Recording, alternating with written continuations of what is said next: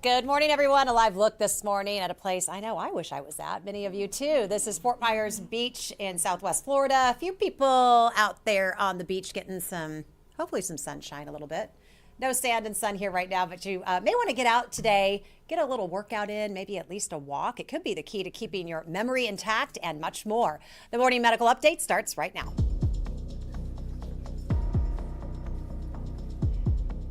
Good morning. It is Friday, March 25th. Thank you so much for joining us right here on Facebook, on YouTube, and now on Twitter. A new study finds fitness may reduce the risk of a dementia by 33%. Today, we're going to talk about that. And we are joined by Dr. Jessica Callender-Rich, a geriatric medicine and hospice and palliative care physician here at the health system. She's going to tell us why constantly being tired and moving around slowly could be the sign of an early death. And a man who never slows down, even in his mid-70s, former Kansas City sportscaster Frank Boal is here. He's going to share his insight on what helps keep him safe and active and healthy. Also, Dr. Stites is here with his secret to staying young and sharp and fit and beautiful. He's going to share all his secret tips on how he does it. All right, we'll get to that here in just a moment. But in our medical news headlines today, a new blood test developed right here in Missouri could give people an early heads up if they have Alzheimer's. The test from Washington University School of Medicine in St. Louis measures a certain plaque that develops in the brain from Alzheimer's. One really good thing about this test is that it's much more cost effective than the current ways of detection. Climate change is not only affecting water levels, but now a new study published in the Journal of Nature Communications finds it could cause pollen season to start 10 to 40 days earlier and last 5 to 20 days longer. Researchers say pollen levels could triple in some places if carbon emissions are not curbed. And virtual reality is doing more than just offering an escape for some people. Psychologists say they are working on a virtual reality treatment for those who suffer from anorexia. The new therapy aims to familiarize patients with foods that often scare them. Studies have shown a third of anorexia sufferers characterized by restrictive eating and dramatic weight loss relapse within 5 years. Get your questions sent in to us this morning on YouTube, Facebook, and also on the Medical News Network. You can find links to all of those right there on your screen. Now, let's get to Dr. Dana Hawkinson, Medical Director of Infection Prevention and Control on this Friday. Good morning to you. What's our COVID count? Hey, yeah, you know, if moving slowly or getting up and feeling tired is a sign of early mortality, I may not be here on Monday. I guess so. I feel that for like the last 2 years. I hear you. We have 17 active infections right now, 1 ICU patient, none on the ventilator, still 53 in that recovery period, a total of 70, but again, 70 active patients currently. So, and we've been discussing that all week about, we know that some of these people are here for COVID. Actually, it's not like during the surge when the majority of them here were for COVID symptoms. But we now also know that the virus is still circulating in the community. Right now, cases are still remaining low. But we would like to get that active infections down, just as we said, to the single digits, or 0 would be great as well. One of the things we know, Hawk, is that about half those patients that are here because of COVID, and half of them are here with COVID. Yeah. I mean, that's different than it was with the Delta variant or the original strains, in which case patients were here really with COVID. And it's probably because, the current variant, the Omicron variant, makes people you can be positive and be more asymptomatic. B, if you've been vaccinated, you're more likely to be asymptomatic. And C, even if you've had some natural immunity, you're more likely to be asymptomatic. So you may come in positive, but you may be coming in for your hip surgery or your back surgery. You're positive. We still register you as positive because that's what we're required to do. But the reality is you're not here for COVID specifically. And but on the other hand, we still have half of those patients are here because of COVID. Yeah. You have some graphics this morning you want to share? Do I have graphics? Do they have graphics? I don't know. Did we get graphics here today? I don't think we have the graph, really. Did we? I think they do. There they go. There they All are. right. You didn't know it, but now you know it. No, I remember seeing it. I just wasn't sure about it because that thing looks like a gas pump there over on the right, or maybe a charging station now. COVID-19 vaccines help protect against the most serious COVID outcomes, even during Omicron. That's a really important study. Actually, there are a couple of really important studies that come out in the last couple of days. Yeah. So this one, it demonstrates really clearly that you're 94% less likely to have to go on a ventilator and die. That's kind of the thing we've been saying all along. It is clear that vaccination and boosters really affect your outcome And even if you may come in the hospital or you may get COVID, you're not going to die from COVID. And that's a huge thing. And this was verified as well in a study that was published in the New England Journal of Medicine Wednesday night. And it's a really important study. They looked at the Pfizer vaccine, and it was people who had 2 doses of the Pfizer vaccine could either get a placebo for their booster or a real dose of vaccination to test the real-world effectiveness of booster vaccinations. What they found was almost a 95%, 98% reduction, serious hospitalization and death if you've had the booster vaccination against if you had not had the booster vaccination. So clearly boosters are really important, and that's going to beg the next question: will there be a need for a 4th booster shot or not, or a 4th shot overall? And I don't think we know that yet, Hawk. Yeah, I think that study, that infographic that we show was good. That was from MMWR this week. Again, the good data continues to support the fact that vaccinations do protect against severe disease, hospitalization, and death. And this is one more thing, even during Omicron. And then just like you talked about, another article in New England Journal this week also showed that those people that had never been infected before and were infected with Omicron developed antibodies only to Omicron, with no neutralizing antibodies to any of the other variants. However, those other people that had been vaccinated previously and developed infection with Omicron also had neutralizing antibodies to BA2 as well. And so that continues to show that vaccination not only provides protection, but also helps increase that robust immune response, not only to the original Wuhan isolate, which the vaccine was made from, the mRNA vaccines, but also now helps clonally expand your immune system and develop antibodies or develop an immune response to the variants that we've known about, but also probably variants that we don't even know about yet. Right, and they share so many characteristics between that spike protein, as you've talked about so many times, that really, if you work against one, you'll have really pretty good effectiveness against the other. And think about this. This is a study that used a randomized controlled trial, and how much better and different that is than single case reports or what I would call individual, almost stories. You hear the stories about, hey, listen, I gave miniature golf balls to somebody and they got better. Well, okay. Did they get better because you gave them miniature golf balls, or did they get better because our bodies are pretty good at getting better from most infections, and 99 times out of 10 you're going to get better anyway. The problem is that there's so much death that occurs from COVID-19 that you don't want to take the chance that somebody's just saying, hey, I've had these 3 patients I've given this miniature golf ball to and they got better. Yeah. That doesn't mean the miniature golf ball really works. Right.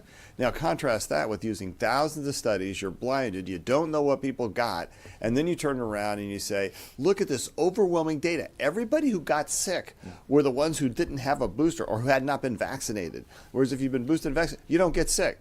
Overwhelming evidence, not just whether or not you gave miniature golf balls. Yeah, and I think that is the message that we need to keep giving. That was actually their conclusion in this study in New England Journal of Medicine. Their last study is that vaccination is still warranted. Vaccination continues to be the safest way to develop immune response and immunity and protect you from the hospitalization, severe disease, and death, rather than just infection alone. So.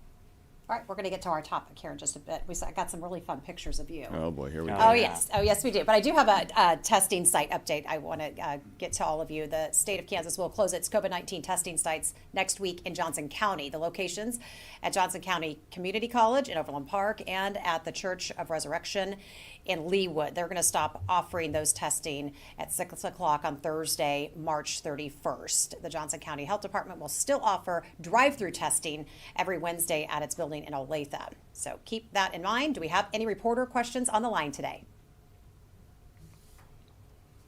All right, we are good. We're moving on. Okay, a brisk walk each day could slash your risk of developing dementia, according to a new study. Researchers say keeping fit into middle age might be the key to staving off Alzheimer's disease. The study from Washington VA Medical Center found people who kept up a decent level of fitness were 33% less likely to develop the disease. Joining us now to talk more about this is Dr. Jessica Calendar-Rich, joining us virtually, and avid fitness guru and well-known Kansas City sportscaster. You know his name and face, Frank Boal. Good morning to you. How are you? Good morning. Wonderful to be here. Thanks for inviting me. This is great. Yeah, great to have you in studio. Yeah. We might have to put you to work a little bit. How does it feel to be back on the anchor desk, if you will? Unusual. Unusual. Yes. Good. Okay. And I'm glad I don't do it every day like I used to. So. Yeah. Okay. Well, Yeah, we're that's the important thing. really glad to have you.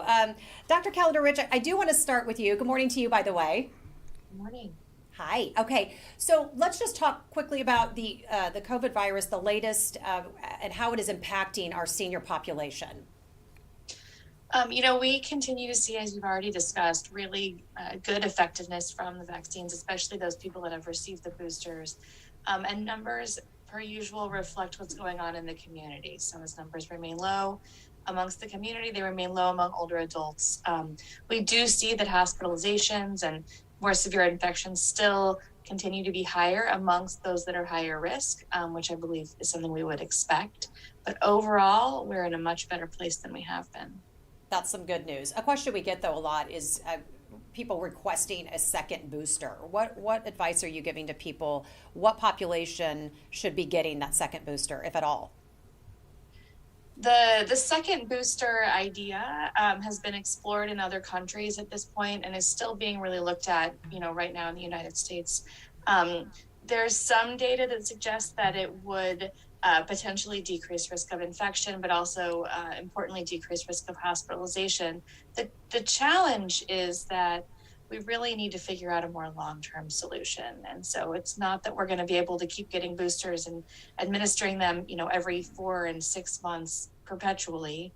And until we know exactly how that's going to look, I think the data is still out there. Yeah, no quick fix. Well, what I would say is that there are populations we've identified that need a fourth booster in the transplant population, Okay. or the severely immunocompromised population, or people undergoing chemotherapy. For that, the fourth booster Hawkeye, we're saying, yeah, let's go ahead. And we're giving fourth booster shots now to all of our lung transplant And patients. age is not a factor Yeah. with that, correct? No, it's the level of Yep. immunosuppression that's key. Yeah. Yep.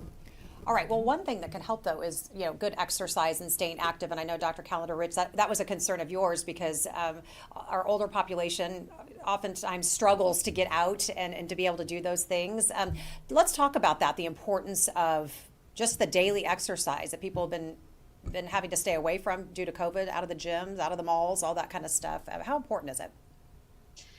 We know that the more people move, the more they move long term. And so it's critically important for a person's cardiovascular health, for their brain health, as we were discussing today, but also for just their overall health and stamina, that we just have everybody keep moving as much as they can, whether it's in the mall or in the gym or wherever they feel safe. It's a critically important piece. And it's not only those things that I think we think about frequently. It's also in order to reduce the risk of falls, which have a lot of downstream effects related to somebody's overall health. And what type of exercise makes a difference? I mean, every little bit helps. I mean, we had a guest on here yesterday that climbed a mountain. Frank Boal's doing the same type of things. He's out there climbing mountains and running. But you're not saying that people have to do this type of extreme exercise. Movement matters. What specifically can they do to really make a difference? Yeah, so you make a really great point. Movement is what matters. People need to find the thing that keeps them moving and that they can continue to do in a consistent manner.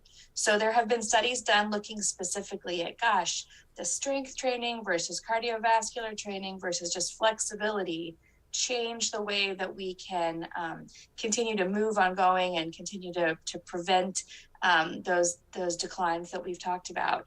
And what they have found consistently is that the most important thing is to keep moving and to do something as often as you can and to do it consistently. It doesn't matter what that thing is. So if walking is your thing, do it. If mountain climbing is your thing, go for it.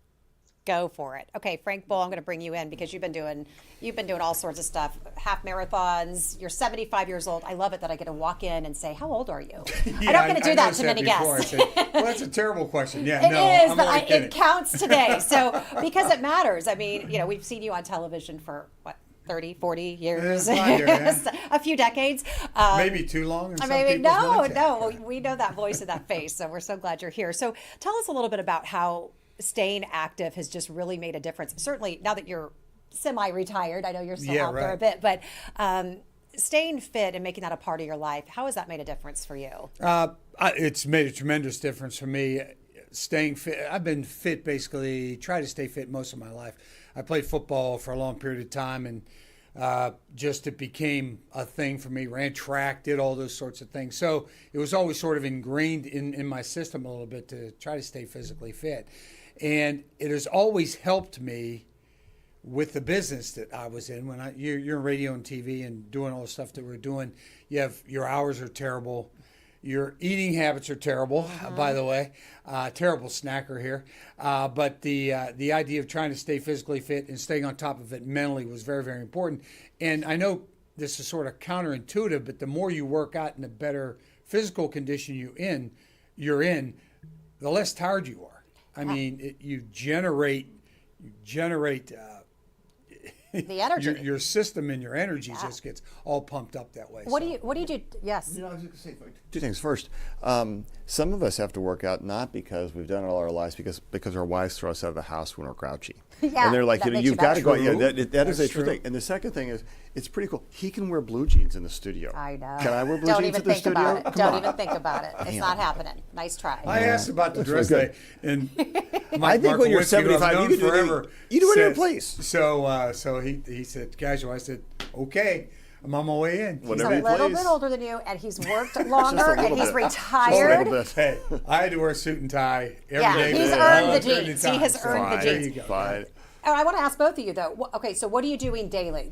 Dr. Calder-Rich said consistency is the key. Yes. What do you do daily? What would that look like? Every day, I walk basically between 4 and 6 miles every day. I used to run all the time, basically almost the same distance. Okay, and I find out really that you're running 4 to 6 miles a day. It takes you about an hour or a little bit. Now you walk 4 to 6 miles a day. It takes a lot longer, but I have a lot longer period of time to do it. So the other thing I do is I do not belong to a gym. I never have. I have some weights at home that I use. Okay, just light weights. I don't use anything big or whatever.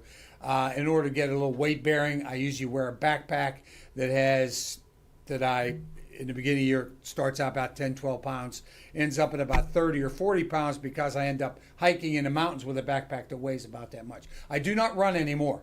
I only walk at this period of time. So I quit the running a few years ago, started to get some aches and pains, my ACL, my patellar tendon, things of that nature started to tweak a little bit. And I said, you're getting a little older, so it's time to maybe try something else. What the orthopedic surgeons will tell you that is 60 may be the new 40, Yeah. but your joints are still 60. Yeah. Whether they you are. like it or not. And so the problem with running is after a while that impact does affect your joint Yeah. space, and that's why we start saying to a lot of people, it's not, you don't need to run. You Yeah. find other things that are a little more low Shift. impact. Exactly. Yeah. The importance is, as JKR said a little bit ago, it's really about movement, and whatever you do, that 20 or 30 minutes a day. I mean, I try to exercise at least 5 days a week. I didn't get up this morning in time to do it. I had a workout script that I didn't make it, but I'll try and do it when I get home. But I think I like to change it up, and I think the point is you're moving, and I think that's key. And I know, Hawkeye, you're a big avid exerciser too. Yeah, no, I would agree. I think just exactly what you said, and we've heard the orthopedic surgeons say that. I think it's good. Continue to be healthy, but there is that impact there, and but find those ways, and it is variable, and it's individual for every person on what is the best thing for them to do that exercise and stay fit, and of course diet is a large part as And well. the best form of exercise for any individual is the one they'll do. Yeah. It's not, you don't have to do this one or you don't have to do that Right. one. It's the one you'll do, and that does make a difference. So, Dr. Calder-Rich, jump back in here with us. How does exercise help us stay sharp, help our brains? We know those are aging right along with our joints and our bodies. What we have found, or what we have found in research is that actually as we get older, the neuroplasticity of our brains decreases a little bit. So that's why sometimes we move a little slower. It's a little bit harder to create new memories and learn new things. But we know that exercise actually increases our ability for our brains to remain more plastic or more flexible, and to continue to learn those things and keep those neurons firing. Frank, tell us about the Colorado 14ers. Yeah, the 14ers. I've been vacationing in Colorado with the family for many, many years. And it was always, you'd go to the resort areas and you'd be there. And I'd always look up and go, I'd really like to try to What's get up there? on top of those things. And in 2006, I started to hear about these things called the Colorado 14ers. They are 58 14,000-foot peaks or higher in the state of Colorado. So they call the people that go up there, the nuts like me, they call us peak baggers. And I got my first one at Mont Bierstadt right outside Georgetown. And after that, I really got hooked on it. And the thing I found, and I think for a lot of people this is important, is to have a goal about your exercise a little bit. Not just, well, I want to lose weight because it's my 50 or 30 or 40 year reunion or whatever. Just have a goal of some kind, a physical goal. Like I ran a lot of Hospital Hill half marathons. You have to prepare to do that. I mean, you really have to run and get your exercise in and do all your things. And Colorado 14ers are the same thing. And so that's why I started wearing a backpack and doing all that. And I really love to do it. I only go out and do it once a year. But all year I work out anticipating I'm going to have to go out there and do that. What about you? What are you doing? You go to the gym in the morning, is that right? Yeah, a lot. Well, and you bike? I bike, and I do spinning class, and I do lifts. I do a bar class. I do Pilates class, and a lot of them I do now at my home. I put a small. I kind of got some exercise stuff, and I'm at home. There's so many great programs online that I can do them. It's a little more flexible. So I still like to go to the gym. COVID's made it a little bit more difficult, right? But in general, I've spent a lot of time, oh boy, there we are. This is a nice bike. This is my family, and we are biking in this place. And I believe that's my son, and we're out on a bike trail. I think that one is in Wisconsin, if I remember correctly. Nice. There's a beautiful bike trail. It's a lot like the Katy Trail up in the Driftless region of Wisconsin. And so we had our whole family up there doing that. And we just love going outdoors. And fly fishing is a great activity. People think, well, you're standing around. I am more tired at the end of a day of fly fishing because if you're wading, you go up and down, and you're trying to balance on the rocks. It's an incredible core strength and conditioning exercise. And of course, you guys have his fly fishing photos. If you catch a lot of fish, you're using your biceps. Well, that's what I was going to say. Those looked big. It's a biceps. You did send me some pictures, and you were holding up this big curls. Fish curls. That's the carp curl. I had a carp curl on. With a northern pike. Yeah, exactly. Or carp in this case. I showed a picture of me catching a carp, and which is actually hard to do on a fly rod. And but it's a carp curl, holding that thing up. Love it, Dr. Calendar-Rich. When we show those photos of everyone being outside, fresh air, sunshine, taking time away with our family, unplugging a little bit, how much difference does that make to really make an effort to do those things and to put those things in our schedules? What kind of difference does that make? Yeah, I mean, it's critical, right? Those things are critically important for our physical health, for our mental health, and really just for our motivation to keep on going. And I like the idea that Frank shared about having a goal, right? So for many people, for my own parent, the goal was always, we're going skiing every year. I've skied my whole life. I'm taking my grandkids skiing. And so he would work towards being able to ski with those grandkids every year. And really all of those things put together help really a person stay in their best overall being. Well, Dr. Hawkinson mentioned it off the top of the show. It's that feeling of you never know, you just always kind of feel tired. I always wonder sometimes if this is just the way you're supposed to feel at whatever age you are. How do you keep from feeling tired? Is there anything you do? I know the consistency in your exercise, but just that feeling of being tired all the time. Any advice you have for people of any age? Well, you've got to sleep well. Okay, that's number one. I think you've got to get your sleep. You've got to get your rest. And there are a lot of things that take away from us in there. You've got anxiety and stress and family and the job, everything of that nature runs around in your head every night as you try to decompress and try to get a good night's sleep. I try to get a good night's sleep. Now, me being my age and where I am in life, I can also take a little bit of a power nap in the afternoon as well.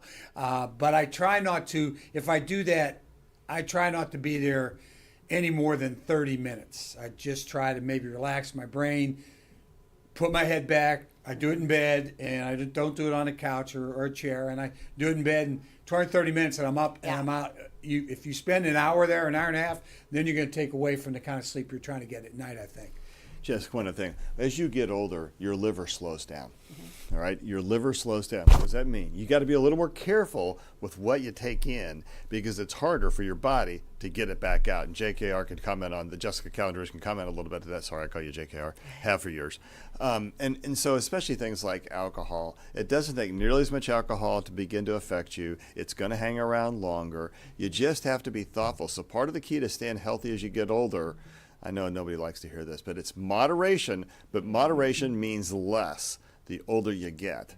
And exercise means actually more because it's harder to get in shape, it's harder to stay in shape, and it's easier to fall out of shape because we're older and our bodies not only lose that brain flexibility and our brain acuity, but think about that in every joint, in every organ of your body. So the best message we can give you is, wait a minute, it's what you don't want to hear. Don't drink, don't smoke, exercise, eat healthy. Boo. Jess? Boo. Back me up, JKR. Back me up. Right. Show me the love here. I mean, you got it, right? And I think that's true. Even we know that even as younger people, that really sort of predicts the way in which that we age. And so doing those things from middle age and younger on will help people continue to have all of the benefits even as they move later on. But that's hard for people, except people like Dr. Hawkinson. All right, what's your big secret? How do you do it? Me? What do you do to stay fit?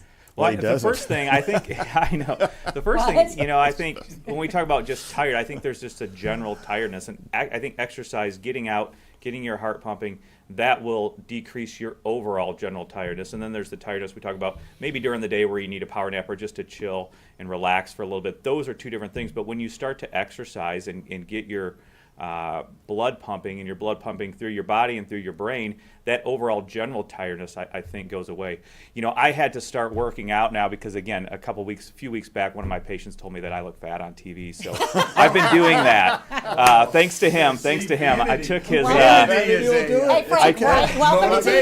took his comment to heart. So Nothing wrong with a little vanity motivation. That's all right. Okay. No matter what motivates you, that's perfect. That's right. Helps. But you walk, right? Tell me some of the things you do. You walk, you go to the gym, you mix it up, right? Yeah, probably since about January I've been doing 5 in the morning and then in the afternoon too, running, walking, and you weights. took a new look at your diet too, right? Tell us about that. Yeah, I mean, it's just healthy. We know healthy diets. I think most people would say one of the most healthy diets you can use is the Mediterranean diet. That's not what I'm doing, but I think it's cutting out those carbs and those excess calories. It's trying to shop around the outside of the grocery store, the outside aisle, rather than the middle aisles, where you have the fresh fruits, vegetables, meats. We know, unfortunately, now all of those things are increasing in price. So it is a lot cheaper to eat those things that are more processed and in those aisles in the grocery store. But there are other cheap ways to be able to do that and eat healthy, those fresh products, the vegetables, the fruits, meats, all those things. So.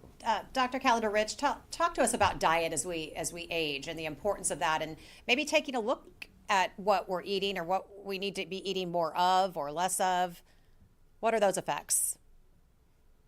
So it turns out as you get older, you still need the same nutrients that you had when you were younger. I know, wow. But right? But I know. What happens frequently is a person's diet changes or their taste buds actually will change. And so it will make it more difficult to find the things that seem more tasty, then continue to really satiate them. And so people will often perhaps eat less or eat different things or go for things that are much more salty or much more sweet because of those changes in their taste buds. And so that makes it even more important to really buckle down and figure out which things are more healthful and continue to consume those. many people will jump and try to take a lot of supplements and multivitamins and think that they can make it up in that way. And while those things do help, really the best thing that we can do is eat a well-rounded diet that's full of those fresh fruits, veggies, and all the things that really are known to be healthy.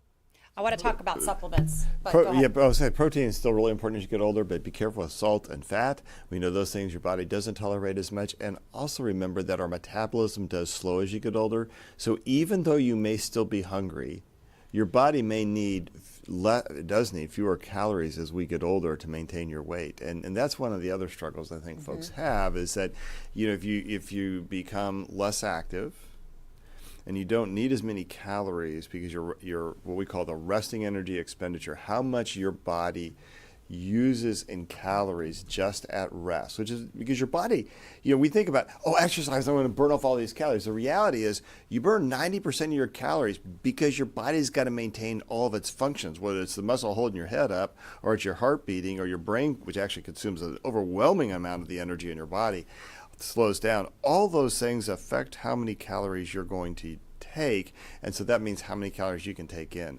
So you have to be careful of that, and you got to make sure, as Dr. Calendar Rich has said, making sure you eat the healthier food groups, shopping around the grocery store, not in the middle of the grocery store, makes all the difference. Frank, how has your diet changed over the years? Are there things that you've had to take a look at and go, Don't talk to me about diet. That's off limits, right? Age is okay. I have a terrible sweet tooth. Yeah, okay, just it's terrible. tough. And I have, I think, almost all my life. I can remember my mom used to put out these, the spearmint leaves and the orange slices and all those. Yeah, those are great. Things. They'd be all around the house because my dad would snack on them all the time. So naturally, you're a little kid, you're going, wow, this is great. And then the bad cereals back in the day when we didn't know, at our age, that this is just what moms and dads did and the whole thing. But my diet could be a lot better. Yeah. Bacon is an essential food group. I will say that. I could talk about how Bacon? healthy I try to eat, but bacon is an essential food group. Can we get Dr. Calendar Rich to confirm that for us, please? I'm not sure. What I will add to this conversation is that the key really is for weight stability. So we want to achieve a healthy weight and then maintain that weight. We don't want to see our older adults really losing a lot of weight. This is really the only time where that extra 5 pounds on the hips can actually be protective. Notice I said 5 and not 50. But we want to maintain our weight, right? We want to have that stable level. All right, we're going to get to some community questions here in just a moment, but I do want to touch on supplements. Not all supplements are created equal. Dr. Calendar Rich, what should we know about that? And when do we know to take them? It's a really good question. First, I think it's important to always talk to your primary care provider about what things you're taking, because certainly there are opportunities for interactions, or perhaps the doses to be out of whack or too much for a person dependent on their other medical conditions. But certainly, a multivitamin is always good, one that focuses in on things that older adults need. So older adults are going to always need a little more calcium, a little more vitamin D, a little more B vitamins, especially B12. Those are things that are going to be good long term. But there are also things you can get in your diet if you're being careful. All right, let's get to our community questions, shall we? Okay, Georgie Ann wants to know, how can a deconditioned person over 65 start to get back into shape? Frank, I'm going to ask you, but Dr. Calendar Rich, where would you suggest someone start? So I think this is an example of starting where a person is, right? So if a person can walk 2 blocks, then they start walking 2 blocks, and then they add on a 3rd block and keep getting farther and farther and doing more. We know that, to Dr. Steitz's point earlier, our muscles just don't stay in shape as we get older. They have to be kept in shape. And so you can build that up. It is going to be harder when you're 80 than it was when you were 40 or 30 to build those things back up. But it definitely is possible and can still provide a lot of those protective effects that we've discussed. Frank, people probably ask your advice or how you do it. So what advice would you have for someone trying to just start and get out there? Well, I think it's like anybody. number one, you better check with your doctor. Okay, that's number one, and see where you are physically, especially with your heart. If you got aches and pains in the lower part of your body, you got bad hips or bad knees or a bad ankle or a bad foot, it's going to be extremely difficult for you to get up off the couch and get out and go do things. And the other thing I say, to me, and I know motivation sometimes for people is to go to a gym and be in there with other people, but you can walk right outside your front door. Right outside your front door and just go from there. And if you're going to walk a couple blocks and you're worried about being on the concrete or something like that, remember those grassy areas, you got to be careful because it's a little bit different. It's uneven surface, but to do that, to be able to just get out there and start and walk away from your house. I always work out, like it's always out of my house. Go away from the house because you got to come back. So Keep walking. if you're going to go 2 blocks, then turn around. Remember, you got 4 blocks coming Exactly. back. One of the most Total complaints in a pulmonary clinic is, doctor, I'm short of breath, right? And the number one cause of shortness of breath is deconditioning. And so the best way to address that, and we tell people this all the time, how do you get back in shape when you either have never been in shape or you're just out of shape? And I think what Dr. Condrich says, right, you've got to meet it where you are. And so if that means you can walk 1 block and then you have to stop and rest. Okay, walk a block, stop and rest. Then I love the walk back home because we tell people that all the time. And almost everybody can find a place to walk. And then folks will say, yeah, but it's too cold. Well, okay, there's Walmart. And if you're short of breath at a block, you're going to have a hard time getting around the Walmart. And, Walmart still welcomes people to come in and walk. And so, find a place where you can go and walk until you have to stop and rest and then walk back. And if you do that consistently, and you say, I'm going to walk 2 feet more or 10 steps more, eventually you end up, you can get back to walking a really long way, even at age 80. But you've got to start someplace, and you just start where you are, and you try and gradually increase it every time you go back out, and you will build up, and you will feel better, and you will live longer. I mean, it's just the effects of exercise are very pronounced as we get older. Dr. Callender-Rich, can people work their way and exercise their way off medications as they get older? I know there's some that are just necessary and very good, and people need to stay on them lifelong, but are there some things, is that a goal that somebody who's aging should be looking for? If I change my diet and I change my exercise habits, that maybe I can come off some of these medications?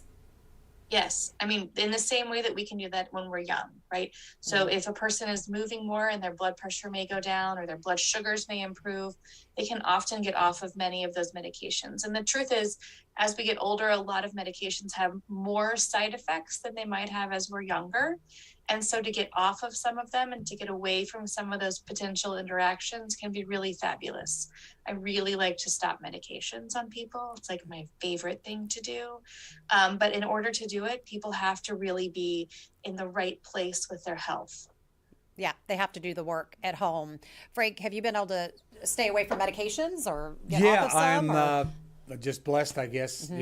Genetics, whatever. Yeah. I'm on no medications at the moment. Fantastic. So, yeah, it's great. And I really try to stay off of anything, even when I get aches and pains. I try not to take the ibuprofen, the acetaminophen. Try to stay away from that. I'm using some CBD stuff now. I used the topical from CBD American Shaman. Not that I'm trying to build them up, but they've been great. I use topical creams to help with pain because I have some arthritis in both of my fingers here. But I think that's from playing golf. God, you're doing more than anything else. So all natural. Yeah, I'm pretty blessed at the moment. Okay, I do have a couple of COVID questions I do need to ask. Dr. Hawkinson, Jean wants to know, will there ever be a time that cloth masks will be enough? That we won't have to wear anything more than that? I mean, I think people are hoping they'll go away altogether, but is cloth enough? I think I think yes. I think this is a question that we've been asked and has been investigated, and we know that different masks provide different protection. I think we have to define what is enough. We know that certainly the N95 masks provide the best protection for filtration against particles.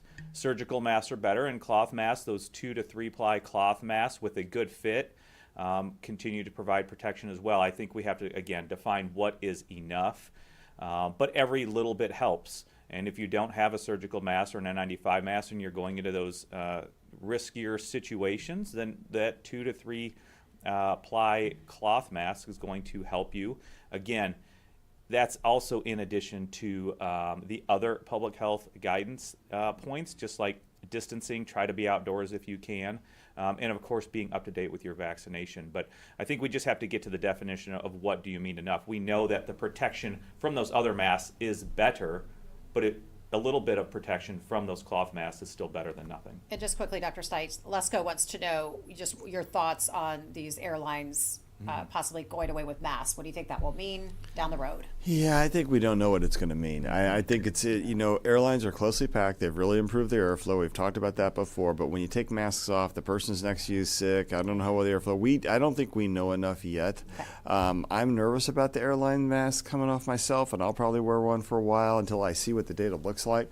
But I think that the time's going to come, and we're probably going to test it, I guess. But I think we don't really know. Hey, Frank, so how did COVID affect your activity? Did the pandemic slow you down at all? Did it keep you from doing things, or did you just get more creative? No, like I said, I was never going to the gym anyway, so it didn't matter to me, and I just put my dog on a leash and we go.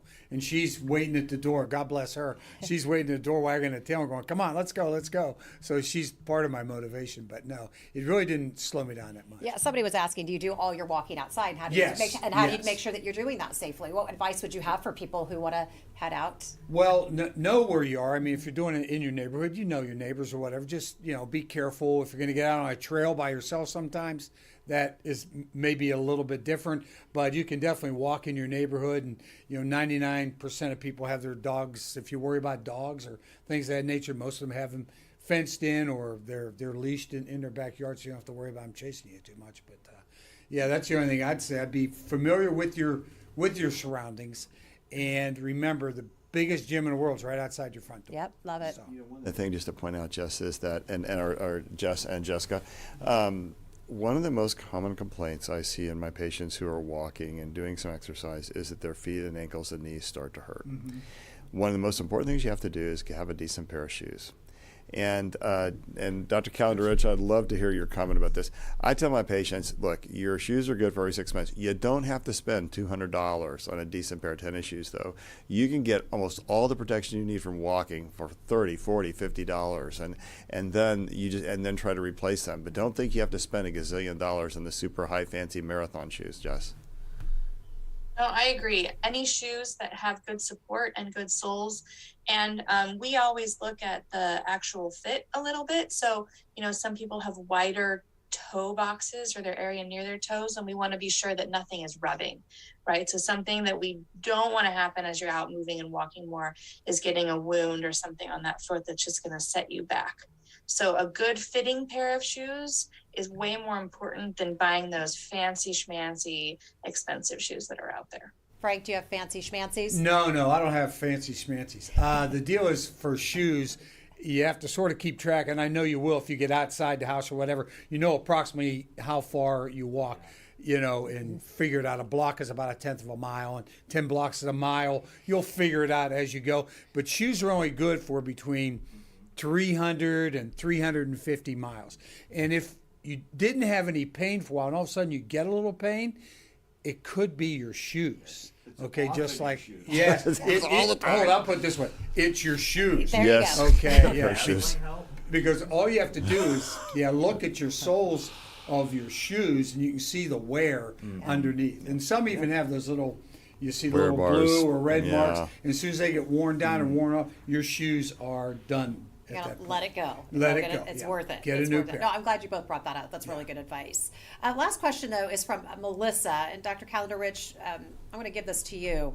She says with her kids and her work schedule, she tries to do yoga every day at home. She works up a sweat. She's in her routine and doing it consistently. But she said that some people wonder if have asked her, are you really getting a workout with yoga?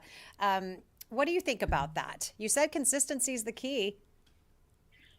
Yoga is a workout.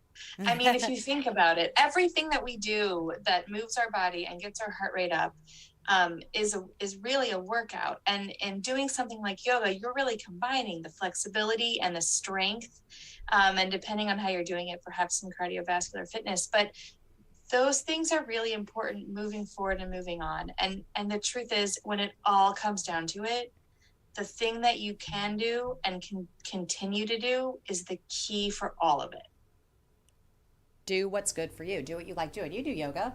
I do some yoga, as a matter of fact. Yeah. Like downward dog good. yoga? I've done downward. I can do a downward dog. You bet. Wow, I'd like to see No, that. actually, you don't. No, things we should never see. Dr. Sykes That's doing fine. a downward Happy dog. baby, is that the other one? I can do that too. Okay, Yeah. we will take your word for it. Yeah, yoga's good stuff. I'm more of a Pilates guy, but yoga's good. Okay, I do some Pilates, yoga. yeah, that's good. Yep. Pilates is definitely Yeah, a workout. core Yeah. strength. Very Yeah. good. Core Do you do strength. stretching and things like that? Yeah, I try. I don't stretch as much as I should. I should stretch a lot more than I do. I know, we all should, Yeah, right? I really should. I have bands and all that at home, but sometimes just look at them and go. You And look at 'em usually over the the most corner. important time stretches, not before you go, is after you yeah. get done. Yeah. Well, let's get to some final thoughts. Dr. Calendar-Rich, let's start with you. What should people know as we start aging, but, we still feel young inside, but our bodies say something else? I think the theme that we have really talked about in this session has really been about movement, right? So the thing to remember and to take away is that to keep moving, you have to keep moving. You don't want to lose that ability. And anything that you do to maintain your mobility and strength and flexibility is the key. Always great to have you on, Doctor. Thank you so much for that. Frank, I'm going to get your final thoughts, but before you give your thoughts, just quickly tell us what you've been doing. I know you're retired, but that really never is the case, right? Yeah, right. I was just trying to think back. I think it was 2017. I retired from television, but I still do radio. And just this might go in with the final thoughts thing. I've been very blessed again to be in a business that I really love and be able to continue on at my age in a business that, as you know, is a young person's business. Okay, what they want to talk to me about, I have no idea, but I hope they keep asking me. But the idea is it still keeps my brain functioning because I still have to study, keep up to date on the things we are doing, and mine's sports. So that's a pretty easy thing to do. But I would tell anybody out there, when you retire, don't sit down. Just don't sit down and, wow, what's next? Sort of have a plan, what's next? Something that you haven't done that you'd really enjoy, whether it's volunteering or whatever. Read as much as you can. I'm not just talking about the newspaper. Read something that makes you think. And I think the more stimulus you have in your brain, the better off you are. And exercise and all that really helps. So. What a pleasure having you here. Well, it's been great. Thanks Nice for to have a inviting me. professional anchor sitting. No, Okay. I'm kidding. Wow, there's a shot. Totally admit it. Wow. Totally Ah, admit you it. know Nope, I nope, love nope. you. Yeah, I know you do. No. But I'm We've turned him into an anchor. No, rank listen, amateur. as often as I Rank see amateur. these two guys, I see these They two are. guys more. I told them both more than Dr. Fauci. I've Oh, seen these two. absolutely. No, we have put you guys through the journalism TV school we've in got- 2 years. That's what we've got. That's right. It's all about You've got experience. it. All right, Dr. Hawkinson, what's your final thoughts? What advice would you have for someone to try to stay young and fit? Yeah, I think the best advice came from our guests and Dr. Stites when it said, it is tough. Everybody is tired. We know the pandemic has really taken a toll on everybody, physically, mentally, spiritually. The best thing to do is just try to get up and do it. And it might be just a couple steps the first day, and the next day it's a few more steps, and then it's a few more feet, and then it's a block. And it just takes that ability and that motivation to be able to do that. There will be gains, but they may be small or they may be large, but just doing that every day and trying to do more after that, day after day. You're my favorite co-anchor. Oh, yeah. Well, I got a couple of quick thoughts for you, girl. Your favorite co-anchor that's here right now. Yeah, that's right. That's right. Sitting here at Who this happens to be desk. just sitting to her right, Right. 3 feet over, right now. That's right. Right at this That's right. minute. Okay, final thoughts. Yeah, a couple quick things. So first of all, do you know what's special about JKR? There are many things special, I but know. do you know what she did? What? On this program early on? Yeah. She's the one that introduced the phrase to us. We're building the airplane while we fly it. Thank you. We've stolen and used that 1,000 times if we've used it even you once. give her all the credit time. all the time. All the time. Second thing. We tell you the best thing you can do to take care of yourself around COVID-19 is follow the rules of infection control, that you have the power. It's within you. And I'm going to tell you the same thing about aging. The fountain of youth isn't a destination. The fountain of youth is inside you. It's what you do every day to take care of yourself and set yourself up for the next day. And the way you can do that, whether you're 75 or 62 or 22 or however old he is, It's 20. I'm 23. yeah, okay, sorry, is to make sure you take care of yourself by doing the basic things, right? Eat right, exercise, move, stimulate your brain, because all of it matters. And it matters for your mental health, it matters for your emotional health, it matters for your physical health, and it's all the same story we've been telling you since the beginning of this program. We won't flapjack you. We're going to tell you the truth. We're not going to jack with it. We're not going to flap our arms wildly. We're telling you the truth right now about movement and exercise. It's all within you. I feel like a Disney show right now. All right, March 30th is National Doctors Day, and here's a way you can say thank you to all healthcare workers out there. Many of you ask how you can show your gratitude. Well, here's how you can right now. Right there on your screen is a QR code. Just open your camera and hover that right over that QR code, and it's going to take you to your email. You can send in a nice note that we'll read here on air, or you can send in a 30-second video. We would love to share those and share your gratitude. All right, I got to do my best, Frank Boal. I don't know. I got to read sports in front of Frank Boal. How am I supposed to do this? Okay, before we go, live look in Lawrence this morning, thanks to KSNT TV. You are looking at the KU campus, which could be celebrating a trip to the Elite Eight after tonight, though. The number 1 seeded Jayhawks face 4 seed Providence tonight in the Sweet 16. Tip-off is set for 6:30. KU has advanced to 32 rounds of 16, 23 Sweet 16 contests, 15 Final Fours, and 3 of their 5 national championships have been in NCAA championship format. Go Jayhawks. How'd I do? Rock chalk. I went to Villanova. Oh! We already won last night. They're dangerous. You have no Kansas favorites. We're on a collision course for the Yeah. Final Four if they Yeah. both go. If Kansas and Villanova both go. Do you like talking sports a lot? Oh, yeah. You do? Oh, yeah. Oh, Okay. sure. It's been my life. I hope so. Yeah. Okay. I know. If I That's didn't, the first. I've been a I miserable mean, guy. is that Of when course. people come up to you on the street? Do they still just want to talk your ear off about sports? Oh, What yeah. you think? Yeah, and, sure. Absolutely. Like Dr. Stites asking you about, Tyreek and. Oh, yeah. No, it's Good okay. trade. We did fine. We're Yeah, going to be what's back. up? Yeah. He's like all the rest of Chiefs fans now. He's over it. You got to move That's on. right. Move on. Move on, Trust man. Andy You know Reid what? and We still have the Pat Mahomes. leadership.